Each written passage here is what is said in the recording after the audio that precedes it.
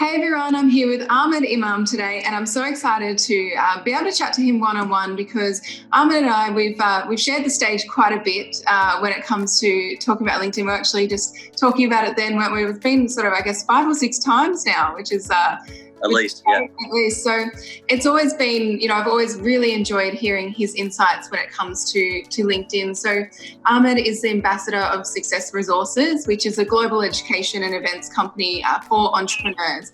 And so I wanted to take this opportunity to really sort of dive into some of the things that Ahmed has done on LinkedIn.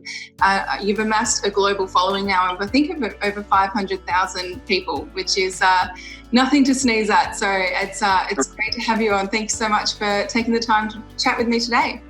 It's my pleasure, and I always appreciate your insights as well. So it'll be good to open up a few different discussions. Yeah, awesome. Because I think, for a lot of people, there's quite a hesitation in terms of launching themselves on LinkedIn, and that can be for a number of different reasons. And so what was it for you that made you think, I want to get started on LinkedIn? Like, where was that starting place for you? For me, it was actually just an avenue to build on my confidence and do something that I hadn't really done. And that was creating content and putting myself out there in a form of content, especially video content. So initially for me, it was just a way to build on that confidence. And I wasn't trying to be an active player on the platform. I wasn't trying to be, what it's turned into now, an active content creator. But it's turned very much into that, and it's now actually playing a large part in my current career and what it is I do full time. Yeah. And was that scary to get started? I know for me it took a little while to get going. Like, how did you actually take those first few steps to get going on the platform?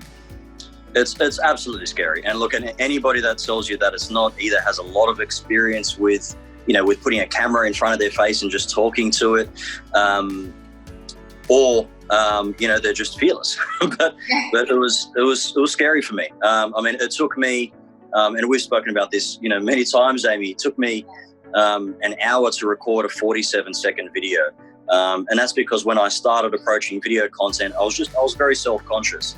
I was looking at probably, I was focusing on probably the incorrect things. I was recording a video, watching it back, and thinking my nose looked too big or the lighting was terrible. And I literally did that for about an hour until I got to an hour, and I realized that, done is better than perfect. That's the best I can do. And I put it out there. But once I put it out there, what I experienced, like most people experience, is that LinkedIn is just a very supportive community, especially if you're starting off. And if you're just focusing on a message that adds value, people will appreciate that. But look, it was terrifying at first. I'm certainly not going to lie about that. And it's terrifying for the first few times that you do it. And it's also a feeling that is not natural. It's not natural for a human being to put a camera in front of their face and talk to it as if it's a different person, Yeah. So it's just something that you kind of have to get used to. And you do get used to it, and it's a habit that you build on. But yeah, it's definitely a fear that was there initially.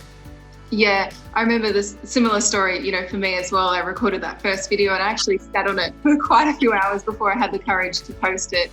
I think we're always thinking about, what will people think of me? And like you said, does my nose look too big, or, what's going on? But I think that you sort of threw yourself into it.